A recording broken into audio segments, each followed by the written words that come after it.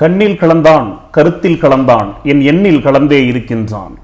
பண்ணில் கலந்தான் என் பாட்டில் கலந்தான் உயிரில் கலந்தான் கருணை கலந்து என்ற ராமலிங்க அடிகளாருடைய கடவுள் வாழ்த்துடன் இன்றைய வகுப்பு 6ஆம் வகுப்பு பழைய புத்தகத்திற்கான வினாவிடை பார்க்கலாம். அதாவது இந்த தேர்வில் கேட்கப்பட்ட கேள்விகளுக்கு இதில் கேட்கப்பட்ட கூற்றுகள், அதில் எந்த மாதிரியான கூற்றுகள் சரியாக இணைக்கப்பட்டிருக்கிறது, இது தவறு போன்ற ஒரு முழுமையான ஒரு அணுகுமுறை தான் இந்த வீடியோ கிளாஸ்ல இருக்கும். ஸோ அப்படி நம்ம இன்னைக்கு பார்க்கக்கூடிய கேள்விகளில் முதல் கேள்வி 151வது கேள்வி. ராமலிங்க அடிகளாருடைய கூற்று கொடுத்திருக்காங்க. ராமலிங்க அடிகளார் அப்படிங்கிற அது தொடர்பாக ஒரு 5 கூற்றுகள் கேட்கப்பட்டிருக்கிறது. இந்த 5 கூற்றுகள் அப்படிங்கிறது நம்ம புத்தகத்தை படிச்சிருப்போம். அந்த புத்தகத்திலிருந்து கேட்கப்பட்ட கேள்விகள் கொஞ்சம் வெளியிலையும் கேட்டிருப்போம். நம்ம அவரை பத்தி தொடர்பான விஷயங்கள் தெரிஞ்சுக்கணும் அப்படின்னு சொல்லி, அதாவது நல்ல முழுமையான ஒரு அணுகுமுறையோட படிச்சிருந்தா மட்டும்தான் இந்த கேள்வித்தாள் உங்களுக்கு ரொம்ப எளிமையாக இருக்கும், சரியான முறையிலும் பதிலளிக்க முடியும். இப்ப இருக்கக்கூடிய டிஎன்பிஎஸ்சி உடைய தரத்திற்கு ஏற்றார் போல் வடிவமைக்கப்பட்டக்கூடிய அதையும் தாண்டி மிக கடினமான ஒரு கேள்வித்தாளாக கூட இருக்கலாம். ஏன் அப்படின்னா உங்களை பரிசோதிப்பதற்கான ஒரு தளமாக இந்த கேள்வித்தாள் இருக்கும். அதன் அடிப்படையில் முதலாவது கூற்று, ராமலிங்க அடிகளாருடைய இயற்பெயர் திருவருட்பிரகாச வள்ளலார் அப்படின்னு சொல்லியிருக்காங்க. அதாவது ராமலிங்கர் என்பதுதான் அவருடைய இயற்பெயர்.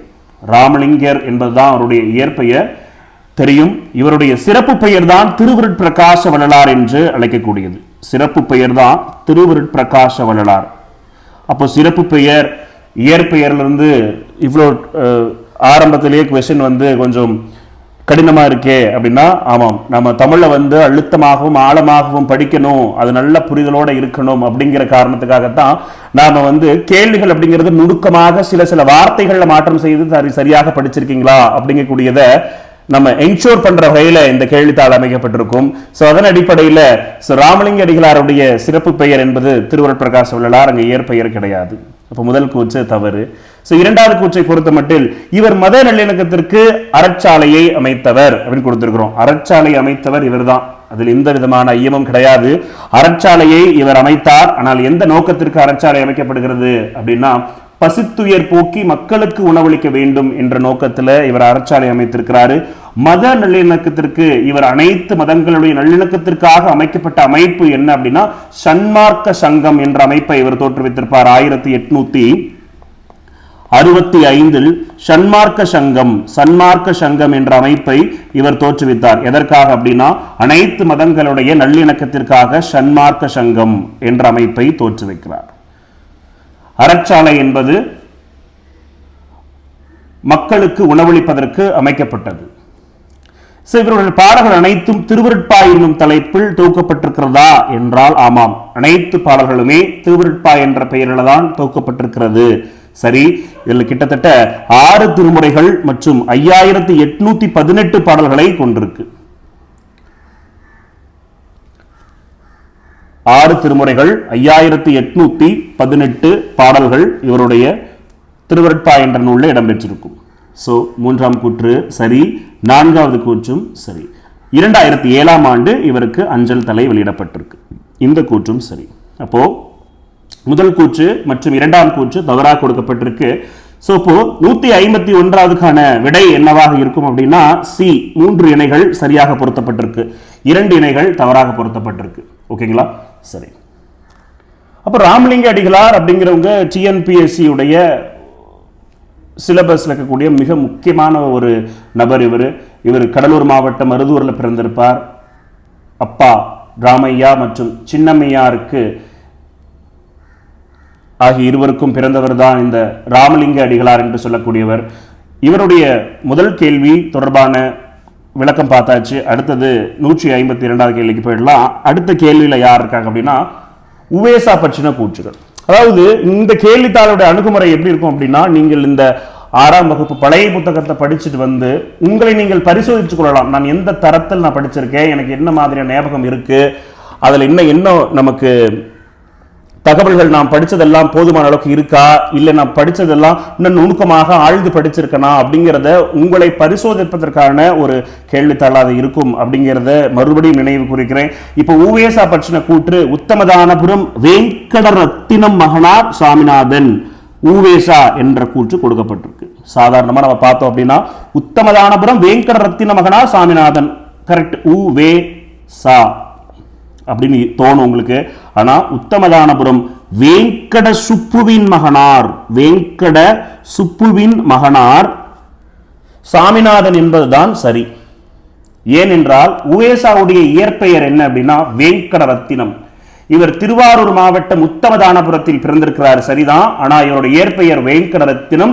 இவருடைய அப்பா பெயர் உத்தமதானபுரம் வேங்கட சுப்பு என்று சொல்லுவார்கள். அப்போ வேங்கட சுப்புவின் மகன் தான் உவேசா, அதாவது சாமிநாதன் என்று அழைப்பார்கள். அதனுடைய ஷார்ட் ஃபார்ம் தான் உவேசான்னு சொல்லுவோம். அப்போ முதல் கூற்று தவறு. இரண்டாவது கூற்று பொறுத்தமட்டில் உவேசாக்கான நூல் நிலையம் என்பது லைப்ரரி 1942 சென்னை பெசன் நகரில் அமைக்கப்பட்டிருக்கிறது, சரி. நடுவண் அரசு 2006ஆம் ஆண்டு சிறப்பு அஞ்சல் தலையை உவேசாக்கு வெளியிட்டிருக்கிறாங்க, இதுவும் சரி. அனைவரும் உவேசாவை நம்ம தமிழ் தாத்தா அப்படின்னு இப்ப கூப்பிட்டு இருக்கோம். தமிழ் தாத்தா என்று அழைக்கப்படும் உவேசா தான். அப்படின்னு அவரை அழைத்தவர் யார் அப்படின்னா கல்கி அவர்கள். அந்த கல்கி அப்படிங்கிறவர் நமக்கு தெரியும், தமிழ்ல 2வது சாகித்ய அகாடமி பெற்ற ஒரு நபர். முதலாவது சாகித்ய அகாடமி 1955 தமிழ் இன்பம் என்ற நூலுக்கு கிடைத்திருக்கும். தமிழ் இன்பம் அப்படிங்கிற நூலுக்கு 1955 சாகித்ய அகாடமி, முதல் தமிழுக்கான சாகித்ய அகாடமி. இந்த நூலு ராப்பி சேதுப்பிள்ளை என்பவர் எழுதின நூலு. 1956 அலையோசை என்ற நூலுடைய ஆசிரியர் தான் யார் அப்படின்னா கல்கி. அலை ஓசை அப்படிங்கிற நூலுக்காக 2வது தமிழுக்கான சாகித்ய அகாதமி விருதை பெற்று தந்தவர் கல்கி. இவர்தான் உவேசாவை தமிழ் தாத்தா என்று அழைத்தார்.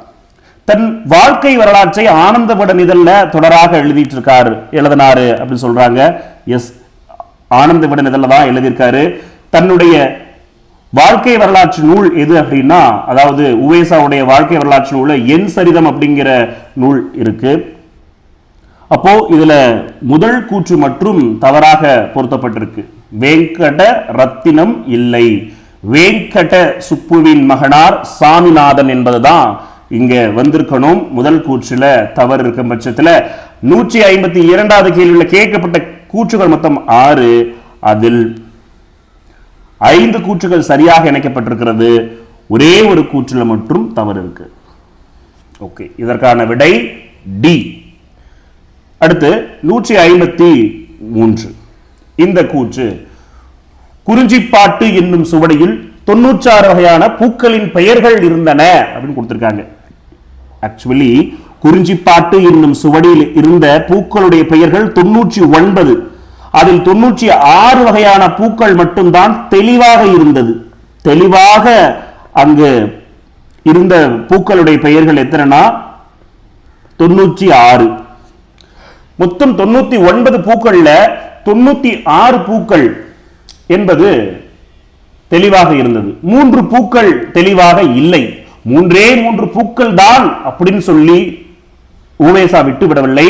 அந்த 3 பூ என்ன பூவாக இருக்கும் என்பதை நிறைய ஊராக சென்று வீடு வீடாக சென்று ஓலைச்சுவடிகளிலிருந்து தேடி கண்டுபிடித்து அந்த 3 பூக்களுடைய பெயர்களையும் எழுதுறாரு, அதாவது பதிப்பிக்கிறாரு. அதுதான் என்ன பூ அப்படின்னா தேமாம்பூ. தேமாம்பூ, தேமாம்பூ, செம்மணிப்பூ, பெருமூங்கில் பூ. தேமாம்பூ, செம்மணிப்பூ, பெருமூங்கீர்பூ அப்படின்னு சொல்லி 3 வகையான பூக்களையும் சேர்த்து, ஏற்கனவே இருந்த 96 3 வகையான பூக்களையும் சேர்த்து 99 வகையான பூக்களையுமே குறிஞ்சிப்பாட்டு என்னும் சுவடியில அவர் பதிப்பிச்சிருக்கார். அப்போ முதல் கூற்று தவறு. இரண்டாவது கூற்று, குறிஞ்சிப்பாட்டு 10 பாட்டு நூல்கள் ஒன்று. தெரியும், 10 பாட்டு நூல்கள் அப்படின்னு சொல்லுவோம் நம்ம. 11 மேல் கணக்கில் இருக்கக்கூடிய 18 நூல்களுள் 8 தொகையும் 10 பாடும் அடங்கும். நல் நச்சினை நல்ல குறுந்தொகை ஒத்த 10 ஓங்கு பரிபாடல் கச்சறிந்தோர் ஏத்தும் கலியுட அகம் புறம் என இத்திரத்த 8 தொகை என்று அந்த தொகை நூல்கள் 8ம் தனி நூல்களாக 10 நூல்களும் இருக்கும். அந்த 10 நூல்கள் தான் 10 பாட்டுன்னு சொல்லுவாங்க. அதன் வரிசையில குறிஞ்சிப்பாட்டு அப்படிங்கிற நூலோட ஆசிரியர் கபிலர். சரிதான், இரண்டாவது கூற்றும் சரி. மகாவித்வான் மீனாட்சி சுந்தரனார் உவேசாவின் ஆசிரியர் ஆவார். ஆமாம், மகாவித்வான் உவேசாவுடைய ஆசிரியர் தான். சோ மகாவித்வானுக்கு 3 மாணவர்கள் இருப்பாங்க. ஒன்று உவேசா, இன்னொன்று தியாகராசர்,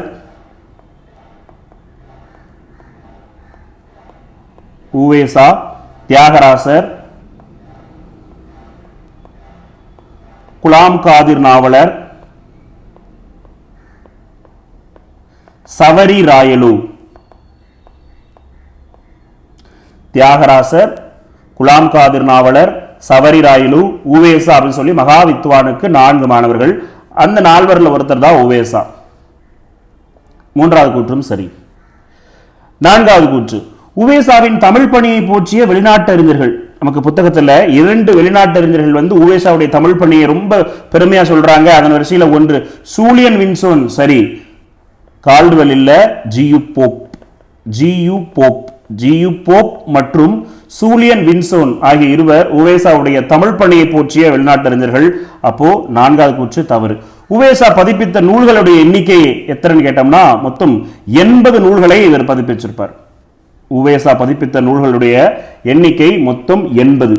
8 தொகையில் 8 நூல்களும், 10 பாட்டில் 10 நூல்களும், ஐம்பெருங்காப்பியத்தில் சிலப்பதிகாரம், மணிமேகலை, சீவக சிந்தாமணி போன்ற நூல்களும் 3 நூல்களும், புராணங்கள் 12, உலா 9, கோவை 6, தூது 6, வெண்பா நூல்கள் 13, அந்தாதி 3, பரணி 2, மும்மணிக்கோவை 2, இரட்டை மணிமாலை 2, பிற பிரபந்தங்கள் 4 போன்ற 80 நூல்களை உவேசா பதிப்பித்திருப்பார். அப்போ இங்க கொடுக்கப்பட்ட நூல்கள் 96 அப்படி கொடுத்திருக்கிறோம். இது தவறு.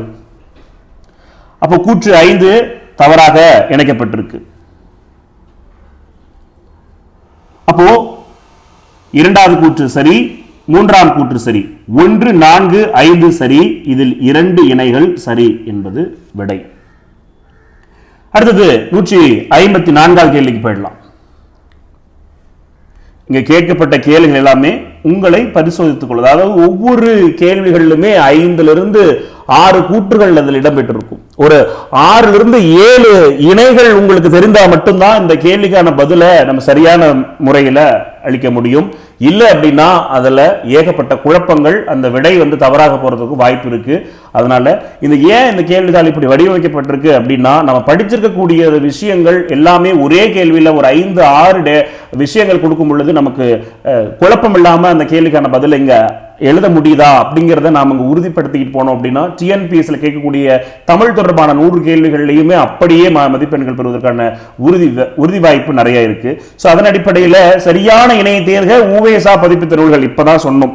உவேசா பதிப்பித்த நூல்கள் மொத்தம் 80. அதுல என்ன நூல்கள் பதிப்பிச்சாரு அப்படின்னு சொல்லியிருக்கோம். அதுல சொன்னதுல இங்க எத்தனை இணைகள் சரியா பொருத்தப்பட்டிருக்கு அப்படின்னு சொல்லி கேட்டிருக்காங்க. புராணங்கள் எத்தனைன்னு பார்த்தோம். புராணங்கள் 12, 13 கிடையாது. புராணங்கள் 12, ஒரு 1-2 போராடிச்சிருப்பார். வெண்பா நூல்கள் 13,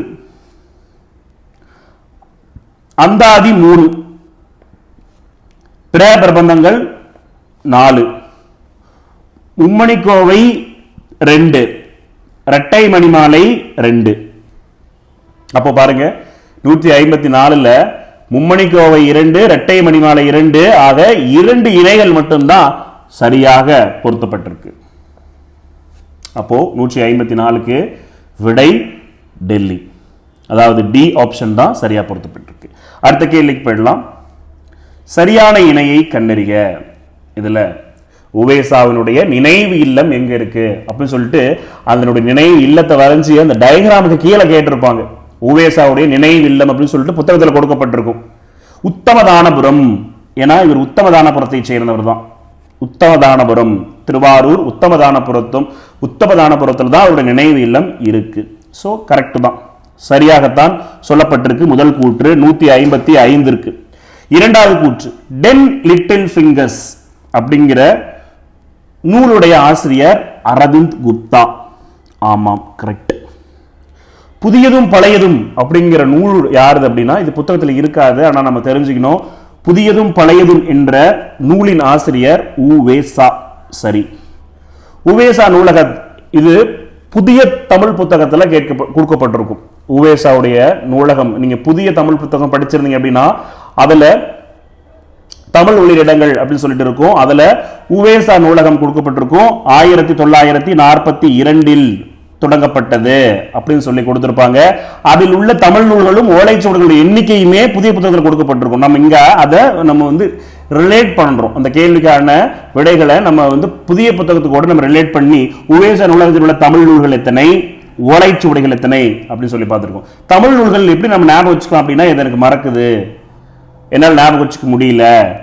தமிழ் நூல்கள் ஓலைச்சுவடிகள் எப்படி நான் ஞாபகம் வச்சுக்கிறது, இது கொஞ்சம் கன்ஃபியூஸா இருக்குதுன்னா பாருங்க. தமிழ் நூல்கள் அப்படிங்கிறது இது தொடங்கப்பட்ட ஆண்டு 1942 அப்படின்னு நமக்கு தெரிஞ்சிருச்சு அப்படின்னா, இதனுடைய முதல் மற்றும் கடைசியில் இருக்கக்கூடிய இலக்கங்களை நம்ம பரிமாறிக்கலாம். இது பரிமாற முடியுமோ அதனுடைய நூல்களுடைய எண்ணிக்கை கிடைச்சிடும்.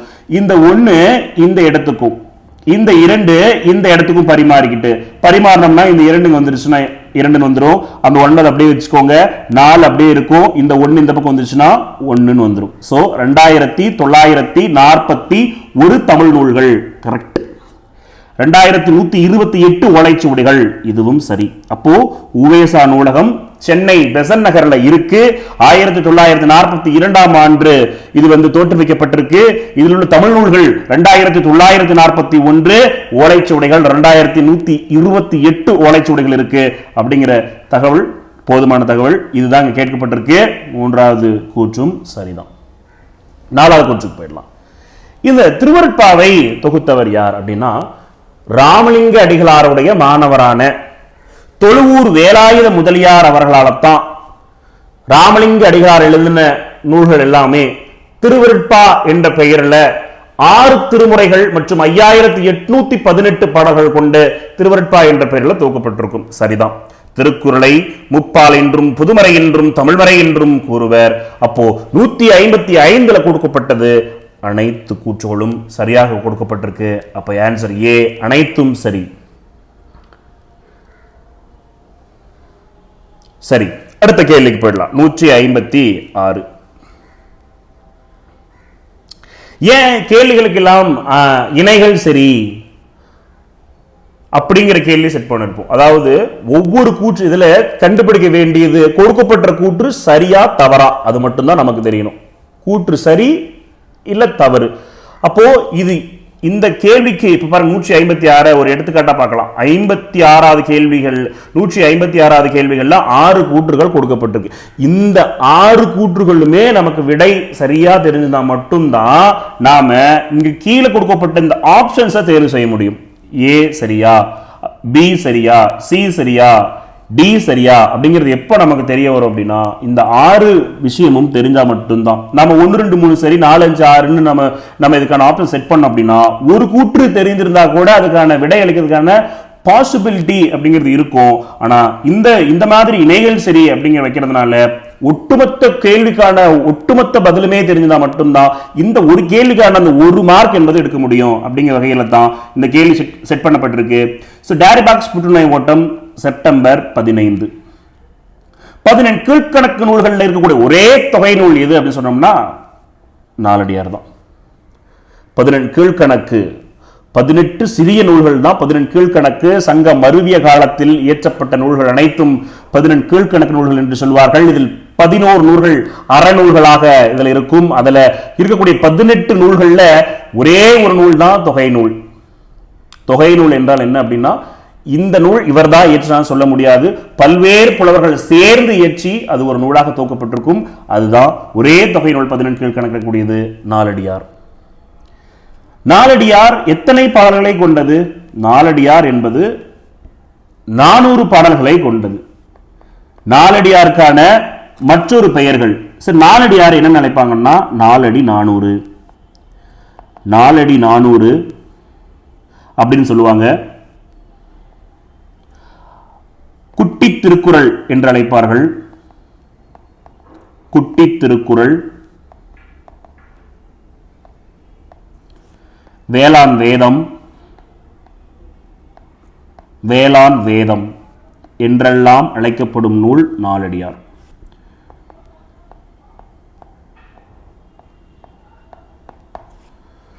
சேய்மை என்றால் அருகாமை அப்படின்னு சொல்லி கொடுத்துருக்காங்க. சேய்மை என்றால் அருகாமை அப்படின்னா இந்த கூற்று சரிதான்.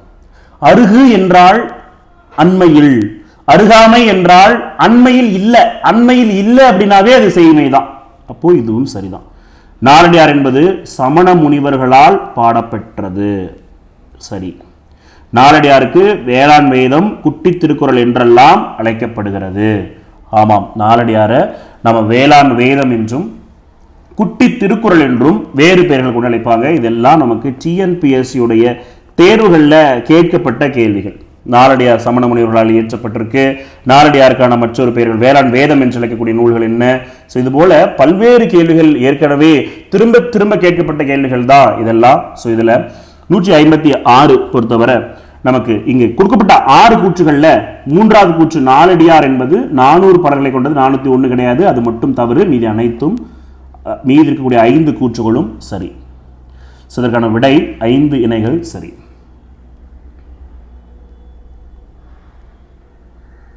அடுத்தது அடுத்த கூற்று 157. ஜாதிகள் இரண்டொழிய வேறில்லை என்றே தமிழ் மகள் சொல்லிய சொல் அமிழ்தம் என்போம் என்று. அப்ப ஜாதிகள் இரண்டொழிய வேறில்லை என்று கூறியவர் யார்னா தமிழ் மகள். அங்க தமிழ் மகள் யார் அப்படின்னா ஔவையார். ஜாதிகள் இரண்டொழிய வேறில்லை என்றே தமிழ் மகள் சொல்லிய சொல் அமிழ்தம் என்போம். தமிழ் மகள் யார் அப்படின்னா அது ஔவையார். அப்போ இந்த ஜாதிகள் இரண்டு வேறில்லை அப்படின்னு சொன்னது யார் அப்படின்னா பாரதியார் கிடையாது, ஔவையார் தான். இவங்க நல்வழி என்ற நூல்ல ஜாதிகள் இரண்டொழிய வேறில்லை என்று சொல்லியிருக்காங்க. ஔவையார் நல்வழி என்ற நூல்ல சொல்லியிருக்காங்க. தமிழ் மகள் என்று அழைக்கப்படுவது ஔவையார், சரிதான். பாரதியாருக்கு மகாகவி அப்படிங்கிற பட்டத்தை கொடுத்தது வா ராமசாமி ஐயங்கார். பாட்டுக்கொரு புலவன் பாரதி என்று சொன்னவர் கவிமணி. நாலடியாரில் உள்ள அதிகாரங்கள் என்ன அப்படின்னு சொல்லி பார்த்தோம் அப்படின்னா, அதிகாரங்கள் மொத்தம் 40 அதிகாரங்கள். இதுவும் முப்பாலாக பிரிக்கப்பட்டிருக்கும். அறத்துப்பால், பொருட்பால், இன்பத்துப்பால் என்று 3 பால்களாக பகுக்கப்பட்ட நூல் தான் நாலடியார். அதனாலதான் திருக்குறளை போன்றே பால் பகுப்பு முறை கொண்டதனால் நாலடியாருக்கும் குட்டி திருக்குறள் ஆளும் வேலும் பள்ளுக்குருதி நாளும் 2 சொல்லுக்குருதி என்று சொல்லக்கூடிய வழக்கு இருக்கு. அதுபோல நாலடியாருக்குடைய அதிகாரங்கள் 40. அந்த 40 அதிகாரத்தில் இதை நம்ம எப்படி பிரிக்கலாம் அப்படின்னா, அறம், அறம், பொருள், இன்பம். அறம், பொருள், இன்பம் அப்படின்னு நம்ம முப்பாலா பிரிப்போம். இதுல அறத்துல 13 அதிகாரங்களும், பொருள்ல 24 அதிகாரங்களும், இன்பத்துல 3 அதிகாரங்கள் என மொத்தம் 40 அதிகாரங்கள் முப்பாலாக பிரிக்கப்பட்டது. 400 பாடல்களை கொண்டதுதான் நமக்கு நாலடியார். சமண முனிவர்கள், குறிப்பாக பாண்டிய நாட்டை சேர்ந்த சமண முனிவர்கள் பல்வேறு நபர்களால் பாடப்பட்டதுதான் நாலடியார். அப்போ இந்த 157ல மொத்தம் 5 கூற்றுகள்ல முதல் கூற்று மட்டும் தவறு. மீதக்கூடிய 2, 3, 4, 5 சரி. 158வது பறவைகள் தொடர்பான ஒரு கேள்விகள் கேட்கப்பட்டிருக்கு. அதாவது நமக்கு பறவைகள் அப்படிங்கிறது நமக்கு பழைய புத்தகத்துல கொடுக்கப்பட்ட இந்த பறவையா இருந்தாலும் சரி, புதிய புத்தகத்திலுமே நமக்கு சிட்டுக்குருவி பத்தி, பறவைகள் பத்தி நமக்கு பாடங்கள் கொடுக்கப்பட்டிருக்கு. ரொம்ப முக்கியமான ஒரு பாடம் தான் இந்த பறவைகள் பத்தி கொடுத்திருக்காங்க. அதுல பறவைகள் பலவிதம் அப்படின்னு சொல்லிட்டு ஒரு பாடம் இருக்கும். அதுலதான் இங்க கேள்விகள் கேட்டிருக்கும். பூநாரை அப்படிங்கிறது தான் நிலத்திலும் அதிக உப்புத்தன்மை கொண்ட நீரிலும் வாழக்கூடிய ஒரு பறவை, பூநாரை அப்படின்னு சொல்லுவாங்க. சோ பூநாரை எப்படி இருக்கும் அப்படின்னா, கடும் வெப்பத்துல போனா பூ நாரி போயிடுமா இல்லையா? சோ கடும் வெப்பத்துல இருந்துச்சுன்னா பூ நாரிடும். சோ பூ நாரை தான். சமவெளியில வாழக்கூடிய பறவைகள் என்னென்ன? சமவெளியில, சமவெளி நிலங்கள்ல, நீர்நிலைகள்ல, மலைகள்ல வாழக்கூடிய பறவைகள் அப்படின்னு சொல்லி நமக்கு புத்தகத்துல கொடுத்திருக்காங்க. இதெல்லாம் நம்ம ஞாபகம் வச்சுக்கணும். சமவெளியில் மரங்களில் வாழக்கூடிய பறவை என்ன அப்படின்னம்னா, நமக்கு செங்காங்கம், செங்காகம், சுடலை குயில், பனங்காடை, மஞ்சள் சிட்டு, தூக்கணாங்குருவி, இது எல்லாமே சமவெளிகள்ல வாழக்கூடிய பறவைகள். என்னென்ன பறவைகள் சமவெளியில வாழும் அப்படின்னா,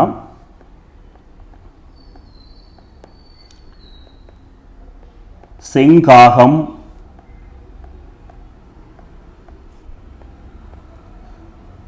மஞ்சள் சிட்டு,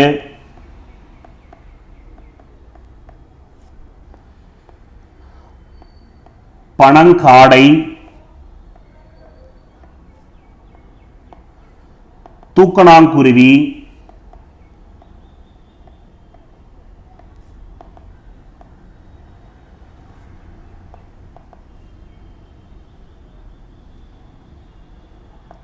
சுடலை குயில். இது எல்லாமே நமக்கு சமவெளியில வாழக்கூடிய பறவைகள். அப்போ நமக்கு சமவெளியில மரங்களில் வாழும் பறவையின் கரண்டி வாயன் கொடுத்திருக்கும். கரண்டி வாயன் கிடையாது. சமவெளியில வாழக்கூடிய இந்த பறவைகள்ல இங்க கொடுக்கப்படல, அதனால கரண்டி வாயன் இல்லை. அப்ப கரண்டி வாயன் என்பது எதுக்கு வரும் அப்படின்னா, நீர்நிலைகள்ல வாழக்கூடிய பறவை தான் கரண்டி வாயன். தவறு. நீர்நிலைகளில் வாழும் பறவை செங்காங்கம் கொடுத்திருக்காங்க. இந்த செங்காங்கம் என்பது பாருங்க இங்க எழுதியிருக்கோம் சமவெளி பறவை, இதுவும் தவறு. மலைகளில் வாழும் பறவையில் போட்டு பனங்காடை கொடுத்திருக்காங்க. பனங்காடை என்பது இங்க பாருங்க கொடுத்திருக்கிறோம், நம்ம சமவெளியில தான் வரும். செங்காங்கமும் பனங்காடையும் சமவெளியில தான் வரும். அப்போ சமவெளி பறவைகள் கரண்டிவாயன் தப்பு, இது நீர்நிலைகளுக்கு வரும். அப்ப கரண்டிவாயன் எங்க இருக்கும்னா நீர்நிலை. இது செங்காங்கம் பனங்காடை இரண்டும் சமவெளி. நம் நாட்டில் வாழக்கூடிய பறவைகளுடைய எண்ணிக்கை பார்த்தோம்னா சுமார் ஏறத்தாழ 2400 கொடுத்திருக்காங்க புத்தகத்துல. சரி, பறவைகளை நம்ம 5 வகையாக பிரிக்க முடியும். கேள்வி கேட்டிருக்காங்க டெட் எக்ஸாம்ல. பறவைகளை எத்தனை வகையாக பிரிக்கலாம்னா 5 வகையாக. தேனை குடித்து வாழக்கூடிய பறவைகள், பழத்தை உண்டு வாழக்கூடிய பறவைகள், பூச்சியை தின்று வாழக்கூடிய பறவைகள், வேட்டையாடி உண்ணக்கூடிய பறவைகள், இறந்த உடல்களை உண்டு வாழக்கூடிய பறவைகள் என்று பறவைகளை 5 வகைகளாக நாம பிரிக்க முடியும். சரிங்களா? அப்போ இந்த நீர்நிலைகளில் வாழக்கூடிய பறவைகள் என்னென்ன அப்படின்னு சொல்லி ஒரு ஃபியூ எடுத்துக்காட்டு, அதாவது சில எடுத்துக்காட்டுகள் பார்ப்போம். நீர்நிலைகள்ல வாழக்கூடிய பறவைகள், நீர்நிலைகளில் வாழக்கூடிய பறவைகள் என்ன அப்படின்னா, கொக்கு, பவளக்காளி, ஆற்று உள்ளான்,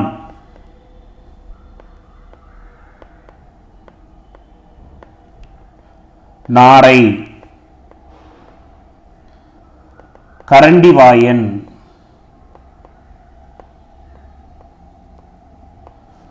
ஊசிவால் வாத்து. நிறைய இருக்கும் ஊசிவால் வாத்து. இது போல நீர்நிலைகள்ல நிறைய பறவைகள் இருக்கும். தாளை கோழி, பவளக்காளி, முக்குளிப்பான், நாரை, அரிவாள் மூக்கன், கரண்டிவாயன், ஊசிவால் வாத்து, இது போன்ற பறவைகள் எல்லாமே நீர்நிலைகளில் வாழக்கூடிய சில பறவைகள். அடுத்து மலைகளில் வாழக்கூடிய பறவைகள் நிறைய இருக்கு.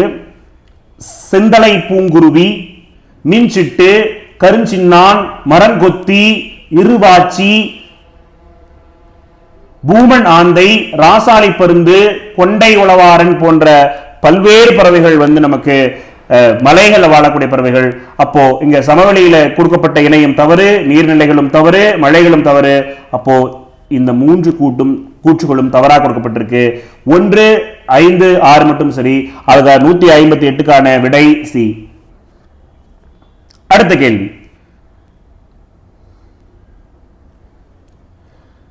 தமிழ்நாட்டில் உள்ள பறவைகள் புகலிடங்கள்.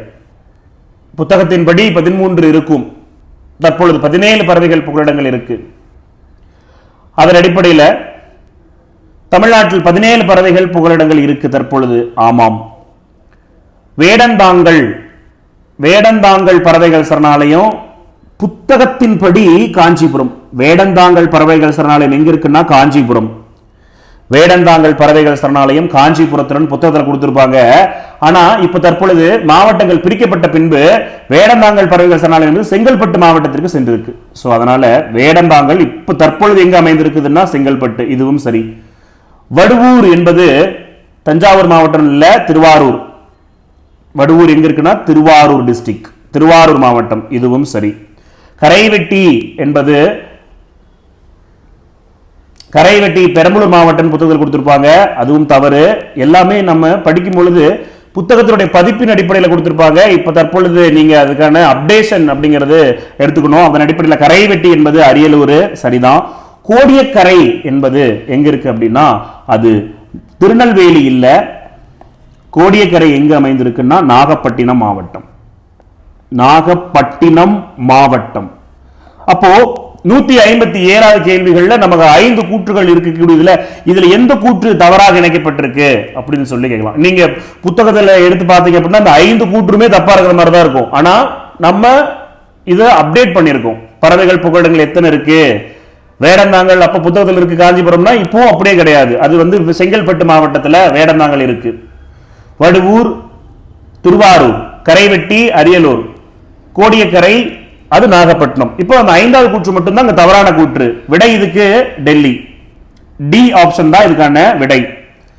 அடுத்தது பாம்புகள் பத்தி ஒரு பாடம் கொடுத்திருக்காங்க. இப்போ இவ்வளவு நேரம் பார்த்தது பறவைகள் பத்தின ஒரு விஷயம் பார்த்தோம். அதாவது இந்த கேள்விகள் நீங்க இந்த 2 கேள்விகள் எழுதினாவே கிட்டத்தட்ட இந்த பறவைகள் பாடத்திலிருந்து என்னென்ன கேள்விகள் எடுக்க முடியுமோ அந்த ஒட்டுமொத்த பாடத்திலிருந்து கேட்கக்கூடிய கேள்விகள்ல 2 கேள்வியில நம்ம இந்த கேள்விகளை அடக்கியாச்சு. அடுத்தது தவறான கூற்றுகள் பொறுத்தவரையிலும் பாம்புகள் பத்தி கேள்விகள் கேட்டிருக்கும். பாம்பு பண்ணை எங்க அமைந்துள்ளது?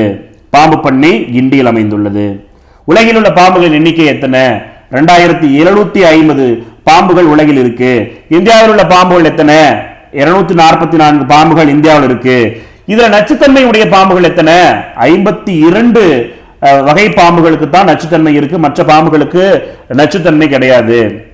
நல்ல பாம்புடைய அந்த நஞ்சில் இருந்து நம்ம கோப்ராக்சின் சொல்லக்கூடிய ஒரு வழிநீக்கி மருந்து செய்யறோம், அதுக்கு பயன்படுது. எஸ் கேட்டிருக்காங்க. இது வந்து டிஎன்பிஎஸ்சில ஏற்கனவே கேட்கப்பட்ட கேள்வி. வனவிலங்கு பாதுகாப்பு சட்டம் எப்ப போட்டாங்க அப்படின்னா 1972ல. குறிப்பாக தோலுக்காக பாம்புகள் கொல்லப்பட்டு இருந்துச்சு. தோலுக்காக பாம்புகள் கொல்லப்படுவதை தடுக்க வேண்டும் என்ற நோக்கத்திற்காக இந்திய அரசு வனவிலங்கு பாதுகாப்பு சட்டம் என்பதை 1972ல போட்டாங்க. அதன்படி இந்த கூற்று 160 அந்த கேள்விகளை கேட்கப்பட்ட 6 கூற்றுகள் கொடுத்திருக்கும். அப்ப அந்த 6 கூற்றுகள் தெரிந்தா மட்டும்தான் அந்த ஒரு கேள்விக்கான விடை என்பதை நம்ம சரியா பண்ண முடியும். அப்போ பாம்பு பண்ணை கிண்டி, பாம்புகளுடைய எண்ணிக்கை, இந்தியாவில் உள்ள பாம்புகள் எண்ணிக்கை, நச்சுத்தன்மை உடையவை, கோப்ராக்சின், வனவிலங்கு பாதுகாப்பு சட்டம் போன்ற 6 கேள்விகள்.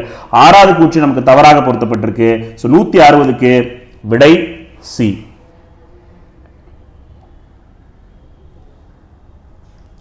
அடுத்தது நான்மணிக்கடிகை.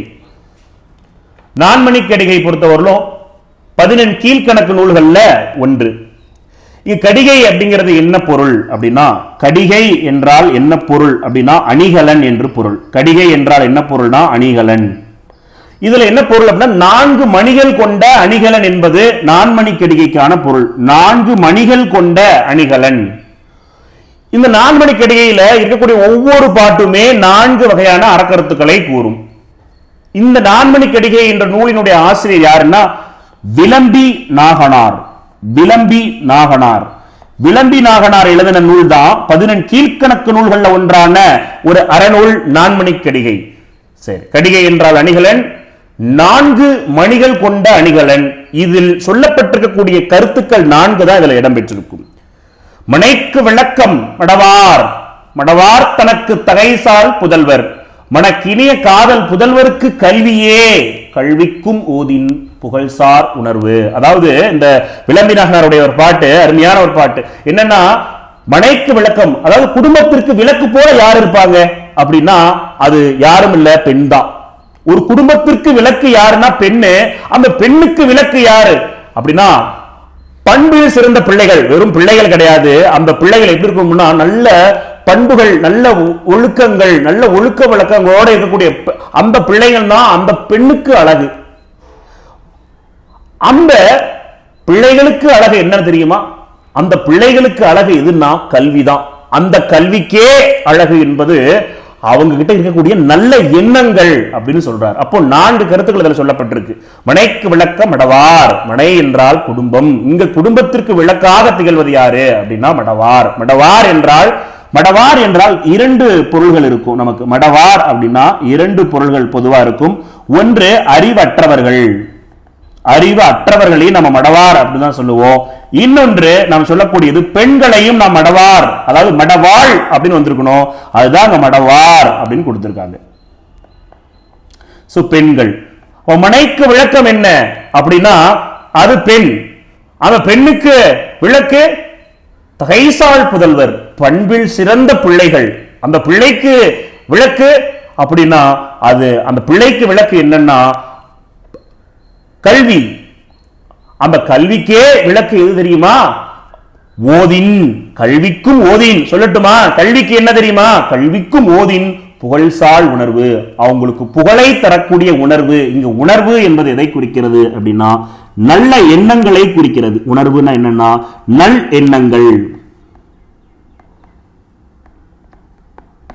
இப்படி 4 அறக்கருத்துக்களை பாடல்ல சொல்லியிருக்காரு. அப்போ இங்க பாருங்க, இந்த பாடல் 4 அறக்கருத்துக்கு தான் சொல்லுது. இந்த பாடல் நமக்கு தெரிஞ்சிருந்தாவோ பாடலுடைய கருத்து புரிஞ்சிருந்தா மட்டும்தான் இந்த 161வது கேள்விக்கான விடையை அளிக்க முடியும். பெண்ணிற்கு விளக்கு பண்பில் சிறந்த பிள்ளைகள், சரி. குடும்பத்தில் விளக்கு பெண், கரெக்ட் தான். பிள்ளைக்கு விளக்கு என்னன்னு கேட்டா கல்வி. அப்போ இங்க பாருங்க ஒழுக்கம் கொடுத்திருக்கும், அது தவறு. கல்விக்கு விளக்கு என்ன அப்படின்னா நல்ல எண்ணங்கள். சோ அப்ப 161 அப்படிங்கிறதுக்கு விடை சி.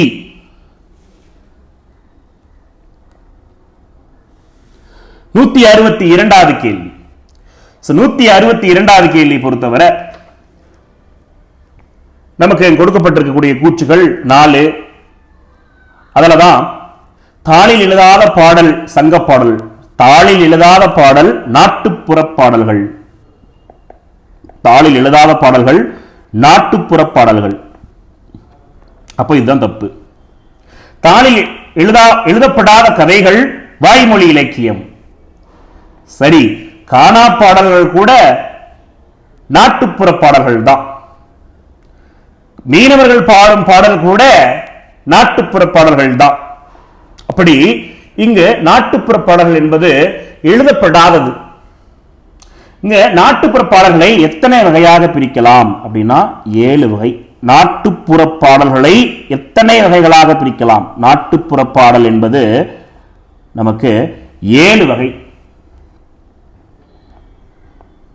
அதான் குழந்தைகள் பிறந்ததிலிருந்து அவர்கள் இறக்கக்கூடிய தருவாயில் பாடக்கூடிய வரை தாலாட்டு பாடல்.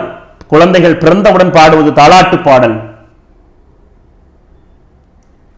அதே போல விளையாட்டு பாடல்கள், தொழில் பாடல்கள், கொண்டாட்ட பாடல்கள், சடங்கு பாடல்கள், வழிபாட்டு பாடல்கள், கடைசியில இவருக்கு ஒப்பானவர் ஒருவரும் இல்லை என்று ஒப்பாரி வைத்து பாடுவது ஒப்பாரி பாடல்கள் கடைசி நிலை. அதாவது நாட்டுப்புற பாடல்கள் எத்தனை வகைகளாக பிரிக்க முடியும் என்றால் 7 வகைகள். இறந்தோருக்கு பாடுவதுதான் ஒப்பாரி பாடல். இவருக்கு ஒப்பானவர் ஒருவரும் கிடையாது என்று பாடுவது ஒப்பாரி பாடல்கள். அப்போ 162 கேட்கப்பட்ட கேள்வி முதல் கூற்று மட்டும்தான் தவறாக பொருத்தப்பட்டிருக்கு. 2, 3, 4 சரி. நிறைய பாடல்கள் இருக்கு. தொழில் பாடல்கள், கொழும்புல கூடாரம், உங்க மாமா கொத்தமல்லி வியாபாரம், குழந்தைகள் அழும்போது ஆறாரோ ஆறிறாரோ கொத்துமல்லி வித்தெடுத்து உங்க மாமன் கொலுசு பண்ணி வாராராம். மதுரையில கூடாரம், உங்க மாமா மல்லிகைப்பூ வியாபாரம், மல்லிகைப்பூ பூ எடுத்து உங்க மாமா மாலை பண்ணி வாராராம். அப்ப இப்ப கொழும்புல கூடாரம் உங்க மாமா என்ன வியாபாரம் பண்ணாங்க அப்படின்னா கொத்தமல்லி வியாபாரம். என்னத்துக்கு இதெல்லாம் சொல்லிட்டு இருக்கீங்க அப்படிதான் கேட்பீங்க. ஆனா கொழும்புல கூடாரம் உங்க மாமா என்ன வியாபாரம் சொல்லி டெட்ல கேட்டிருக்காங்க. கொழும்புல கூடாரம் உங்க மாமா கொத்தமல்லி வியாபாரம், கொத்தமல்லி வித்தெடுத்து உங்க மாமன் கொளுத்து பண்ணி வாரானா. மதுரையில கூடாரம் உங்க மாமா மல்லிகைப்பூ வியாபாரம், மல்லிகைப்பூ பூ எடுத்து உங்க மாமன் மாலை பண்ணி வாராராம் அப்படின்னு சொல்லி நமக்கு பாடல்கள் நாட்டுப்புற பாடல்கள் வகையில இதெல்லாம் வரும். விழிப்புணர்வு பாடல்களுமே நமக்கு நாட்டுப்புற பாடல்கள் வரிசையில் வரும். ஓரான் தோட்டத்துல ஒருத்தம் போட்டானா வெள்ளரிக்காய், காசு 2க்கு விற்க சொல்லி 1000 போட்டானா வெள்ளக்காரை அப்படின்னு சொல்லி இந்த மாதிரி விழிப்புணர்வு பாடல்கள் வகையிலுமே நாட்டுப்புற பாடல்கள் அடங்கும் அப்படின்னு சொல்றாங்க. அப்ப 162வது இந்த கேள்விக்கான விடை பி. 163. 163 பொறுத்தவரையிலும் நம்ம அதே நான்மணிக்கடிகையிலிருந்து இலக்கண குறிப்புகளும் மற்றும் அதற்கான சொற்பொருளும் தான் கேட்டிருக்கும். ரொம்ப ஒரு எளிமையான ஒரு கேள்வி. இதிலே 4 கூற்றுகள், எது தவறாக பொருத்தப்பட்டிருக்கு எது சரியாக பொருத்தப்பட்டிருக்கு அப்படிங்கிற கேள்வியில தகைசால் அப்படின்னா சொற்பொருள் என்ன அப்படின்னா பண்பில் சிறந்த. தகைசால் அப்படின்னா என்னன்னா பண்பில் சிறந்த.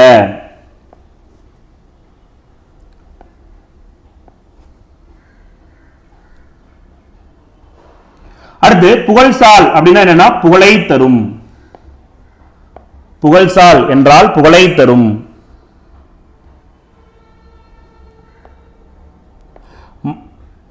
அப்ப புகழை தரும், புகழை தரும் அப்படின்னு சொல்லியிருக்காங்க. அப்ப புகழ் ஐ, புகழ் ஐ. அப்போ ஐ அப்படிங்கிற இரண்டாவது வேற்றுமை உருவு இங்கு மறைந்து வந்திருக்கு. ஐ என்ற இரண்டாம் வேற்றுமை உருவு மறைந்து வந்திருக்கு. சோ அதனால அப்போ வேற்றுமை உருவு மறைந்து வந்தா அது தொகை, வேற்றுமை தொகைன்னு நம்ம சொல்லுவோம். வேற்றுமை உருவு மறைந்து வந்தா அதை நம்ம என்ன சொல்லுவோம்னா வேற்றுமை தொகைன்னு சொல்லுவோம்.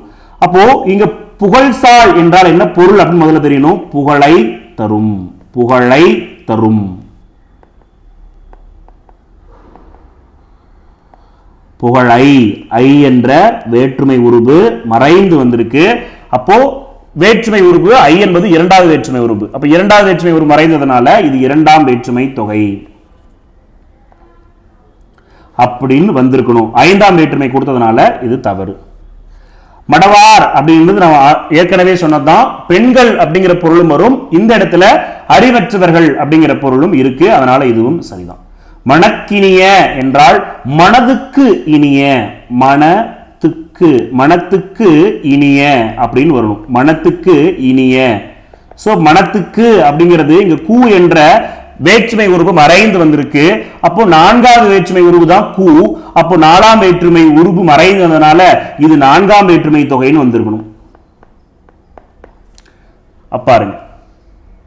இப்ப புகழ் தகைசால்னா பண்பில் சிறந்த, மடவார்னா அறிவற்றவர்கள், புகழ்சால்னா இரண்டாம் வேற்றுமை, மணக்கினா மூன்றாம் வேற்றுமை. சோ இதற்கான தவறானது தேர்ந்தெடுக்க சொல்லியிருக்காங்க. 2, 4 தப்பு. அடுத்தது பொறுத்துக. புத்தகத்துக்கு பின்னாடி நமக்கு ஒரு பொறுத்துக கொடுத்திருக்காங்க. என்ன பொறுத்துக அப்படின்னா சொற்பொருள் வச்சு நாளினா என்ன, சுரவடைகள் சொல்லுவாங்க இல்லையா, அளக்கிற நாளைக்கு அகவலை தெரியுமா. கோழியை கேட்டா ஆனங்காச்சுவாங்க, கோழியை கேட்டா ஆனங்காச்சுவாங்க. கோழி கிட்ட போய் அவனை குழம்பு வைக்கிட்டுமான்னு கேட்பாங்க, கேட்க மாட்டாங்க இல்லையா. ஆனம் என்றால் ஆனம், ஆனம் என்றால் குழம்பு, ஆனம்னா குழம்பு, ஆழம் இல்ல ஆனம்.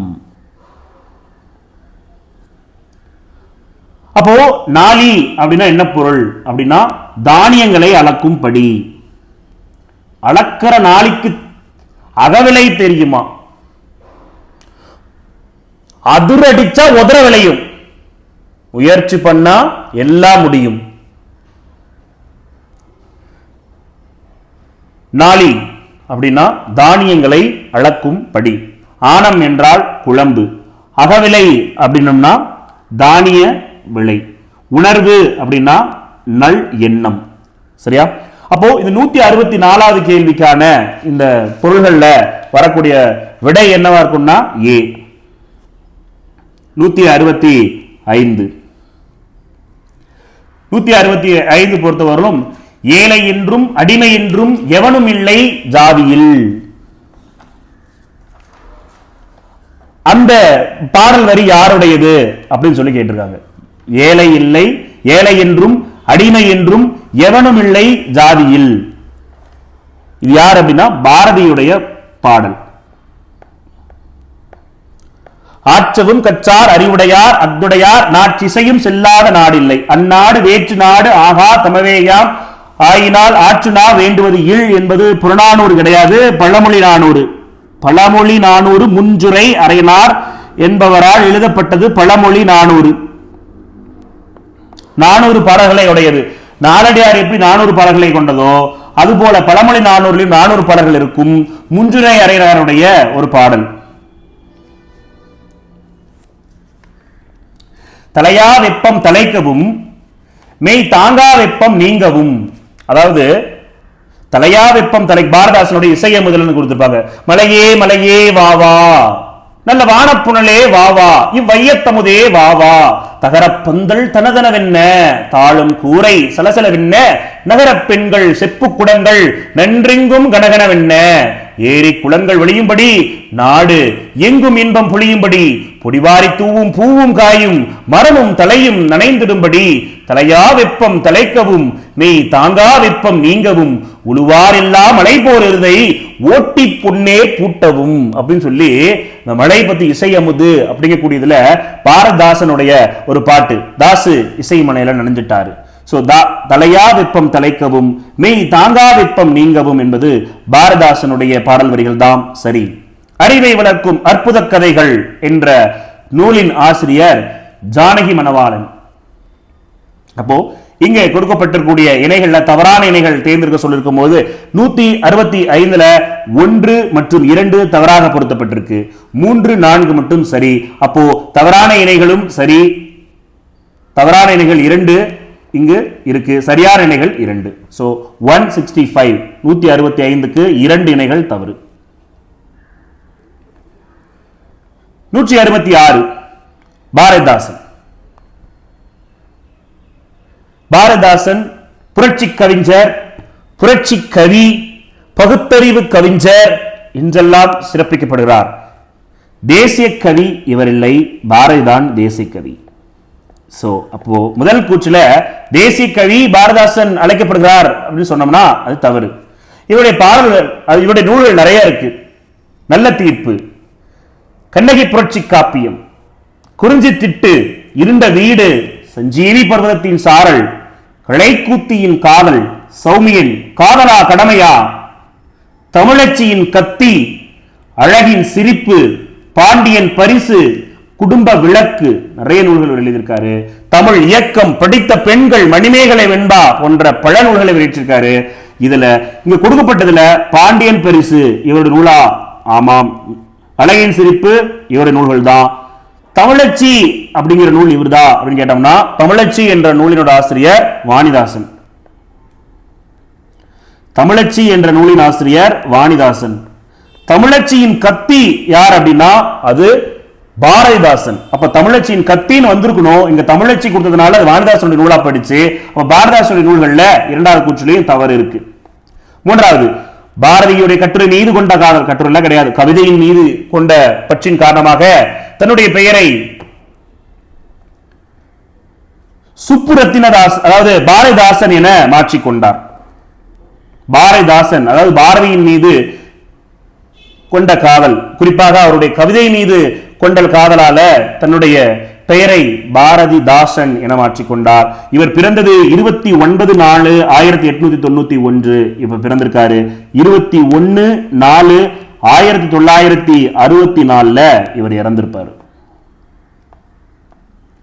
166 இந்த கேள்விக்கான விடை என்ன அப்படின்னா இந்த 4வது கூற்று மட்டும்தான் சரியா பொருத்தப்பட்டிருக்கு. மேல கூடிய 3 கூற்றுகளுமே தவறு. அப்ப சரியான இணைகள் எத்தனை கேட்டோம்னா ஒரே ஒரு இணை மட்டும்தான் சரியாக பொருத்தப்பட்டிருக்கு. அடுத்து 167வது கேள்வி. பழமொழி 400 பாடல் நம்ம ஆல்ரெடி சொன்னோம். இந்த பாட்டு இப்பதான் படிச்சோம். ரொம்ப கல்வியுடைய சிறப்பை உணர்த்தக்கூடிய வகையில் இருக்கக்கூடிய மிக முக்கியமான பாட்டு எது அப்படின்னா இந்த பாட்டு தான். 14 கீழ்கணக்கு நூல்கள்ல ஒன்றாக இருக்கக்கூடிய பழமொழி 400 ஒவ்வொரு பாடலினுடைய இறுதி அடியிலுமே ஒவ்வொரு பழமொழி இடம் பெற்றிருக்கும். அதான் இது வந்து பழமொழி 400. இந்த பழமொழி 400 பாடல் கல்வியுடைய சிறப்பை எடுத்து கூறக்கூடிய வகையில முஞ்சுரை அரையனா அவர்கள் எழுதப்பட்டிருக்கக்கூடியது. இவர் என்ன சொல்லியிருக்கார் அப்படின்னா, முழுமையான கற்க வேண்டிய நூல்களை நிறைவாக எவர் கற்கிறார்களோ அவர்கள்தான் அறிவுடையவர்கள். அவர்களுடைய புகழ் என்பது 4 திசைகளிலும் பரவி நிற்கும்.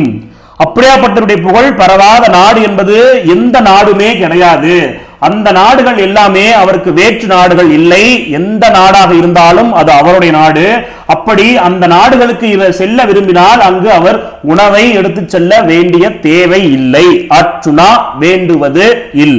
கற்றவனுக்கு கட்டுச்சோறு வேண்டாம். அது எப்படியாப்பட்ட கற்றவன்? முழுமையாக படித்தவனுக்கு, நிறைவடைந்து படித்தவனுக்கு, கற்றவனுக்கு கட்டுச்சோறு தேவல்ல அப்படின்னு சொல்லக்கூடிய ஒரு பாட்டு. அதுதான் கொடுத்திருக்காங்க. ஆற்றுணா என்றால் 6 கூட்டல் உணா அப்படின்னு தான் பிரிக்கணும். இங்க ஆற்று கூட்டல் உணா அப்படின்னு நம்ம பிரித்து எழுதணும்னா அது தவறு. இது எப்படி பிரிக்கலாம் அப்படின்னா 6 கூட்டல் உணா அப்படின்னு பிரிக்கணும். உணா என்றால் உணவு, ஆறு என்றால் நமக்கு நிறைய பொருள் இருக்கு. ஆறு அப்படின்னா ஒரு எண்ணை குறிக்கும். ஆறு என்றால் குறைப்பு. ஆக்க பொறுத்தவனுக்கு ஆற பொருட்கள் சொல்றாங்க இல்லையா, குறைப்பு. ஆறு அப்படின்னா குறைப்பு.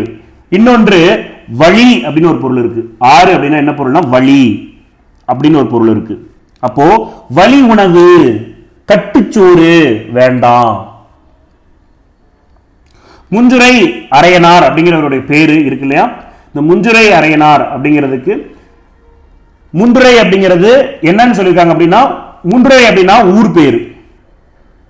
அரையன் அப்படிங்கிறது அரசனா இருக்கலாம், இல்லைன்னா புலவனுடைய குடிப்பெயரா இருக்கலாம். அப்போ முன்றுரைங்கிறது ஊர் பேரு, அரையன் என்பது புலவருடைய குடிப்பெயர். இப்படி இருந்திருக்கணும். சோ இந்த கூற்று, நான்காவது கூற்று தவறு. அப்போ 167 பொறுத்தவரை தவறான கூற்று எது அப்படின்னம்னா, மூணாவது கூற்று, நாலாவது கூற்றும் தவறு. 1, 2 மட்டும் தான் சரியா அணைக்கப்பட்டிருக்கு. 3 மற்றும் 4. அடுத்தது, நேரு தன்னுடைய மகள் இந்திராவுக்கு கடிதம் எழுதிட்டு இருப்பார். அதன் அடிப்படையில் இந்த கேள்விகள் கேட்கப்பட்டிருக்கு. நமக்கு இலக்கிய கடிதம் அப்படிங்கக்கூடிய டிஎன்பிஎஸ்சியில் தமிழில் ஒரு தலைப்பு இருக்கு. இந்த கடிதம் தொடர்பான கேள்விகள் கண்டிப்பாக இடம்பெறும். நேரு எழுதிய கடிதங்கள் கொடுக்கப்பட்டிருக்கு, காந்தியுடைய கடிதங்கள், மூவாவுடைய கடிதங்கள், அண்ணாவுடைய கடிதம், இது போல நிறைய ஏராளமானவர்கள் எழுதிய கடிதங்கள், நமக்கு பாரதியுடைய கடிதங்கள் போன்ற பல்வேறு கடிதங்கள் நமக்கு இருக்கு. அதுல நமக்கு இந்த 6ஆம் வகுப்பு பழைய புத்தகத்தில் இடம்பெற்றக்கூடியது, நேரு தன்னுடைய மகள் இந்திராவுக்கு கடிதம் எழுதுறாரு. ஒரு கடிதம், 2 கடிதம் கிடையாது. 1922 இருந்து 1964 அவர் இறக்கும் தருவாயில் கூட 1964 கிட்டத்தட்ட 42 ஆண்டுகள் தன்னுடைய மகள் இந்திராவுக்கு நேரு கடிதம் எழுதி கொண்டே இருந்திருக்கிறார். இந்த நேரு மகள் இந்திராவுக்கு இந்த கடிதம் எதனுடைய, அதுக்கு ஒரு கருப்பொருள் இருக்கும். ஒவ்வொரு கடிதமே ஒரு கருப்பொருள் வச்சு இருக்கும். இப்போ நமக்கு இங்க நேருடைய கடிதம் என்ன சொல்லுது அப்படின்னா, புத்தகங்கள், அவருக்கு புத்தக பிரியர் அவர், அதாவது புத்தகம் ரொம்ப படிக்கிறதுக்கு அவருக்கு பிடிக்கும். அதன் அடிப்படையில் அவருடைய என்னென்ன புத்தகம் அவருக்கு பிடிக்கும், எப்படி அந்த புத்தகத்தினுடைய கருத்துக்களை வச்சிருப்பார். இங்க வந்து பாத்தீங்க அப்படின்னா, நேருவனுடைய என்னென்ன புத்தகம், யாரோடைய புத்தகம் அவருக்கு ரொம்ப ஆர்வத்தை தூண்டினது, அது போல ஒரு கடிதம் தான் இங்க அமைக்கப்பட்டிருக்கும். அதன்படி நேருக்கு மிகவும் பிடித்தமானது யாருன்னா பெர்ட்ரண்ட் ரசல். அவருடைய ஆங்கிலம் ரொம்ப அருமையா இருக்கும். எனக்கு ரொம்ப பிடிச்சவர் யார் அப்படின்னா பெர்ட்ரண்ட் ரசல் அப்படின்னு சொல்லியிருக்காரு. சரி, நேரு கூறிய வாசிக்க வேண்டிய நூல் எதுனா சாகுந்தலம் தான் சொல்லியிருப்பாரு. சாகுந்தலம் தான் வாசிக்க வேண்டிய நூல் சொல்லியிருப்பார். சாகுந்தலம்.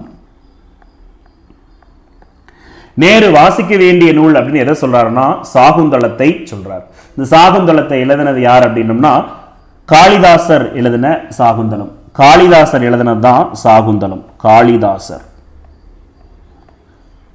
இதே சாகுந்தலத்தை தமிழ்ல எழுதினவர் யார் அப்படின்னா மறைமலை அடிகள். மறைமலை அடிகள். இந்த மறைமலை அடிகள் தான் தமிழ்ல சாகுந்தலத்தை எழுதியிருப்பாரு. அப்போ சாகுந்தலத்தை தமிழ்ல எழுதினவர் யார் அப்படின்னா மறைமலை அடிகள். அப்போ வாசிக்க வேண்டிய நூல் அப்படின்னு நேர் எதை சொல்றாருன்னா சாகுந்தலத்தை சொல்றாரு. இன்னொன்னு சொல்லுவாரு, யாருடைய நூல்கள் வாசிக்க தகுந்தவை அப்படின்னு சொல்றாரு. அப்போ யாருடைய நூல்கள் வாசிக்க தகுந்தவை அப்படின்னா அது பெர்னாட் ஷாவுடைய நூல்கள். யாருடைய நூல்கள் வாசிக்க தகுந்தவை, யாருடைய நூல்கள் வாசிக்க தகுந்தவைனா அப்படின்னு நேர் யார சொல்றாருன்னு கேட்பாங்க. அது பெர்னாட் ஷா. பெர்னாட் ஷாவுடைய நூல்கள் வாசிக்க தகுந்தவை அப்படின்னும் வாசிக்க வேண்டிய நூலாக சாகுந்தலத்தையும் சொல்றாரு. நேரு கூறிய உலகின் மிகச் சிறந்த நூல்கள்ல ஒன்று எது அப்படின்னா போரும் அமைதியும் என்ற நூல். தால்சுதாய் எழுதினது. இந்த தால்சுதாய் யார் அப்படின்னா ரஷ்ய நாட்டை சேர்ந்த ஒரு எழுத்தாளர். தால்சுதாயுடைய நூலை தான் இவர் உலகத்தினுடைய மிகச் சிறந்த நூல்கள்ல ஒன்று அப்படின்னு சொல்றார். அப்ப உலகின் மிகச் சிறந்த நூல்கள்ல ஒன்றுன்னு எதை சொன்னார்னா போரும் அமைதியும். நேரு தம் மகள் இந்திராவுக்கு எத்தனை ஆண்டுகள் கடிதம் எழுதுறாருன்னா 22 இருந்து 64 வரை 42 ஆண்டுகள் கடிதம் எழுதியிருக்காரு. சரியா? அப்போ இதுல சரியான இணை எது அப்படின்னு சொல்லி பார்த்தோம் அப்படின்னா எத்தனை இணைகள் சரியாக பொருத்தப்பட்டிருக்கு அப்படின்னம்னா நமக்கு முதலும் கடைசியும் ஆகிய 2 இணைகள் சரியாக பொருத்தப்பட்டிருக்கு, மீதி 2 இணைகள் தவறாக பொருத்தப்பட்டிருக்கு. அடுத்தது பொருந்தாத இணையை தேர்ந்தெடுக்க. பிளேட்டோ. பிளேட்டோ யாரு அப்படின்னா ஒரு கிரேக்க சிந்தனையாளர். ஆமாம், புத்தகத்தில் கொடுக்கப்பட்டிருக்கு பிளேட்டோ பத்தி. இவர் ஒரு கிரேக்க சிந்தனையாளர். மில்டன் யார் அப்படின்னா ஒரு ஆங்கில கவிஞர். ஷேக்ஸ்பியர் யார் அப்படின்னா ஆங்கில நாடக ஆசிரியர். ஷேக்ஸ்பியர் யார் அப்படின்னா ஆங்கில நாடக ஆசிரியர். அப்போ இங்க ரஷ்ய நாட்டு எழுத்தாளர்னு கொடுத்திருக்கிறோம். அப்போ ஆங்கில நாடக ஆசிரியர் தான் யார் அப்படின்னா ஷேக்ஸ்பியர். அல்மோரா சிறை எங்க இருக்கு அப்படின்னா புத்தகத்துல நமக்கு உத்தராஞ்சல் மாநிலம் அப்படின்னு கொடுத்திருக்காங்க. ஆனா இந்த அல்மோரா சிறை எங்க இருக்கு அப்படின்னா உத்தரகாண்ட். உத்தரகாண்ட் இது தெரிஞ்சுக்க வேண்டியது. அப்போ இங்க பொருந்தாதது அப்படின்னு பார்த்தோம் அப்படின்னா நமக்கு சி ஆப்ஷன் தான். ஷேக்ஸ்பியர் தான் ரஷ்ய நாட்டு எழுத்தாளர் கொடுத்திருக்காங்க, அதுதான் இங்க பொருந்தாததா இருக்கு, மற்றதெல்லாம் சரி. 1000 முகங்கள் கொண்டது வாழ்க்கை, அதனை புரிந்து கொள்ளவும் முறையாக வாழவும் புத்தக படிப்பு இன்றியமையாதது. இந்த கேள்வி அப்படியே யாரு சொன்னாங்க அப்படின்னு டிஎன்பிஎஸ்சில கேட்டிருக்காங்க நமக்கு. 1000 முகங்கள் கொண்டது வாழ்க்கை, அதனை புரிந்து கொள்ளவும் முறையாக வாழவும் புத்தக படிப்பு இன்றியமையாதது என்று கூறியவர் யார் அப்படின்னா அது நேரு. அது நேரு.